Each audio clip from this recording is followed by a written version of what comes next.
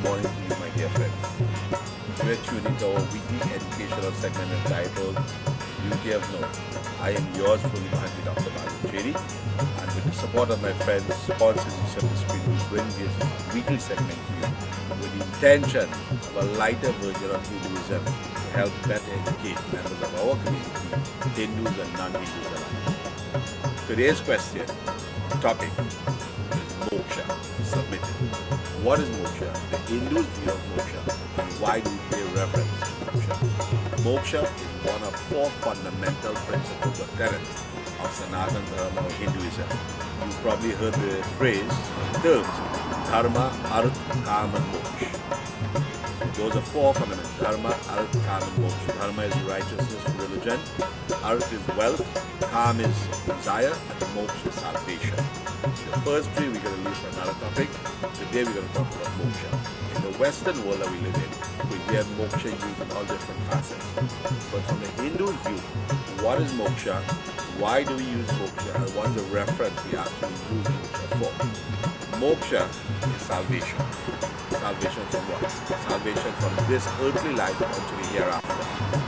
Moksha represents that state where the soul attains a permanent union or permanent being with God after death. Now you know, as Hindus and those who know about Hindus, afterlife, we believe in reincarnation, where the soul comes back. And if we were able to obtain a human birth, we are reborn. It is said that there are 8,400,000 living species, very bhagyaman power.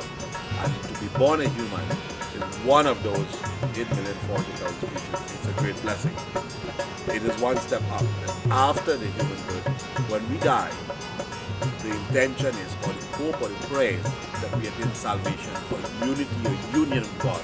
And that union or fusion is called Moksha, where the soul, Atma, merges with the soul, Paramatma, and it becomes one.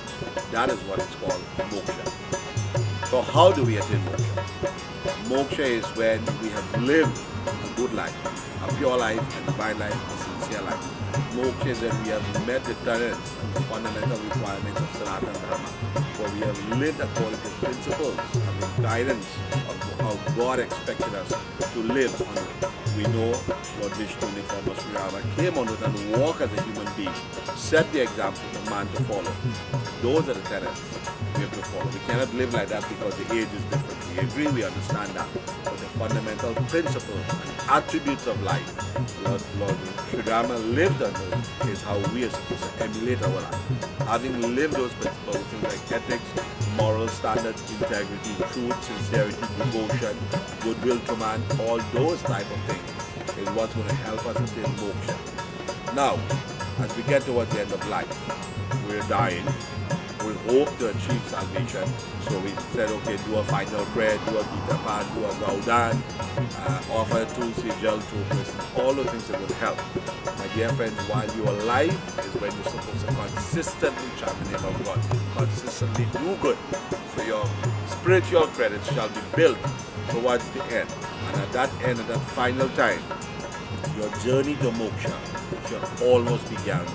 It's like having a savings account. If you have it, you can go for it. If you don't, well, you have to go to plastic or you have to go to somebody else. It's no different from moksha and Hinduism. You have to build your own credit to do that. So now that you understand what moksha is, how you achieve moksha, how you achieve the fundamental principles and tenets to get in moksha, it makes you think, do you want to have salvation at the end of life? Do you want to come back to it? Or do you want to be in the cycle of birth and death called reincarnation as Hindus do? This is food for thought for me. So as I summarize this, and I paraphrase this, moksha is that final, according to Hindu view, is the unity, the union, or the fusion of the soul, the super soul, your departed soul, to the Father heavenly above. And that process is called moksha, which we all in Hindu aspire for. So we do not have to come back into the mundane suffering on earth in this form of human and expose the Kali Yuga as we have today. Now that you know the beauty of knowing, I am Mahantji Dr. Balliram. Jai Sitaram.